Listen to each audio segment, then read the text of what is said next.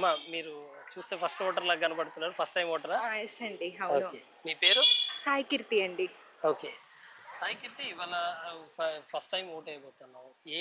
ఏ ఆలోచన విధానంతో, ఏ అంశం ప్రాధాన్యతగా ఓటేయబోతావు? నేనైతే చంద్రబాబు నాయుడు గారికి ఓటేయాలనుకుంటున్నానండి. హ్మ్. ఎందుకంటే ఆయన వస్తే మాకేంటంటే ఉద్యోగ అవకాశాలు ఏమైనా కల్పిస్తారేమని ఆశతో వేస్తాం అనుకుంటున్నాను. పైగా మాకు వైసీపీ వల్ల మాకేమి ఫీజు రీయింబర్స్‌మెంట్ అయితే నాకు ఇంతవరకు అయితే ఏమీ రాలేదు. ఒకవేళ చంద్రబాబు నాయుడు గారు వస్తే నేను ఇంకా హైయర్ ఎడ్యుకేషన్ చేయడానికి ఏమైనా పాసిబిలిటీ ఉండిద్దేమో అని చెప్పి నేను నారా చంద్రబాబు నాయుడు గారికి ఓటు వేసి గెలిపిద్దాం అనుకుంటున్నాను. ఇప్పుడు మొన్న ఈ గవర్నమెంట్ చెప్పింది కదా, చాలా మందికి ఫీజు రీయింబర్స్మెంట్లు అందాయి, లేకపోతే గవర్నమెంట్ స్కూళ్ళలో ఇంగ్లీష్ ప్రవేశపెట్టాము. ఇదంతా ఈ ఎడ్యుకేషన్ సిస్టమ్ మీకేమీ అర్థం కాలేదా?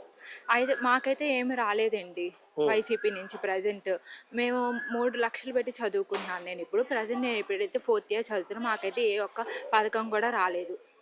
ఎందుకట్లా అంటే చాలా మందికి వచ్చినాయి అని చెప్పి ఆయన ఏదో స్టాటిస్టిక్స్ చెప్తా అంటే ఉన్నారు. ఆయన ఏంటంటే కొంతమందిని అంటే అటెండెన్స్ వల్ల కొంతమందిని అలా డివైడ్ చేసి ఇస్తున్నారు. కొంతమందికే ఇస్తున్నారు. కానీ అందరూ పొందట్లేదు దాన్ని.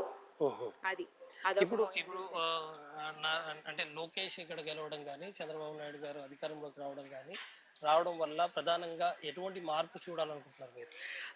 మార్పు అయితే ఏంటి అంటే కంపెనీలు అనేది వస్తాయండి. అంటే ఇప్పుడు చాలామంది అమ్మాయిలు బెంగుళూరు వెళ్ళి, హైదరాబాద్ వెళ్ళి ఉద్యోగాలు చేసుకోవాలనుకుంటున్నారు కదా!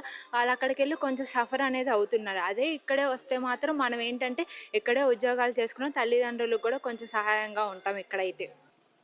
ఓకే. నమస్తే అండి. మీ